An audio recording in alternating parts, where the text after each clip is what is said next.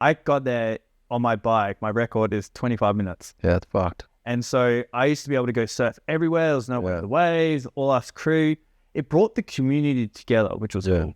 Because some of the venues, or pretty much everything, like the big ones, had to shut down. But then we started doing villa parties. So then everyone started hanging out. This is so fucking exciting for me to even think about. What was the restrictions like? Like, could you do shit? Could you go? Okay, here's restrictions. So, and obviously laws are, can be. So everything had to shut at 11, right? And then, so all the big venues, it's so interested in this as well. All the nightclubs had like shut down because they couldn't operate because they all pretty much get busy at like 12, 1. So that was a no-go. But the bars started having like little private parties and smaller parties. And then they kind of tried to shut down, like, okay, restaurants had to shut at 9. It was real weird. And then I think then open up to 11. But it only really lasted for like a few months. But then they closed. There was one period where for like 6 to 8 weeks or something, they closed everything, like beaches and stuff, and you couldn't even go surf. So what I was doing, I was driving. Was there other people that were like you that were from Oz that were here? Heaps, bro. All our crew, bro. Yeah, it was fucked back at home. Like you would know. You guys are fucked. And not in WA. No, like they didn't even. They didn't get a taste of it. Yeah, but you guys got fucked hard. So here I would go 6 a.m. leave my house and I'd go surf at the airport reefs.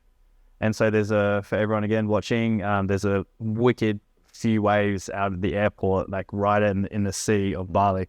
And so I would go down there, and what police would do is that they would roadblock, and then I would rock up to the roadblock, and then I'd show them my ID card, my Indonesian ID card. I say I'm going to work. And then they'd be like, okay, cool. But I had my surfboard on. And then I'd go to the airport reef. Funny. And I'd go see the locals, and they'd take me out on the boat and send me out, and I'd go surf for 3 hours. Yeah, true. And then police would come at 8 a.m., making sure, like, doing their checks. And then I'd get picked up and I'd come back at 10. Oh. And so I was surfing every single day with like 2 people out, perfect waves, having the best time of my life, then going home. And like the police and like the military, they were just kind of doing their job. But overall, like I spoke to like a lot of them. And one of them was like, why do you have a surfboard? I'm like, to be honest, I'm going for a surf. And they're like, they didn't really do anything. Okay. Right. And so it was kind of like everyone is being pressured to do something, but the community here was just we were trying to abide by all like, the government laws and the local laws and being like, okay, cool. How can we still have a good time? Yeah. And that's where the villa parties came in. We started throwing some really cool parties and just like all of us coming together. We had to have the banja, which again, for everyone watching, banja is a local village. Basically the local police, and so they would have to be at our villas and then just make sure we're not partying too like we'd have to shut off music at 11.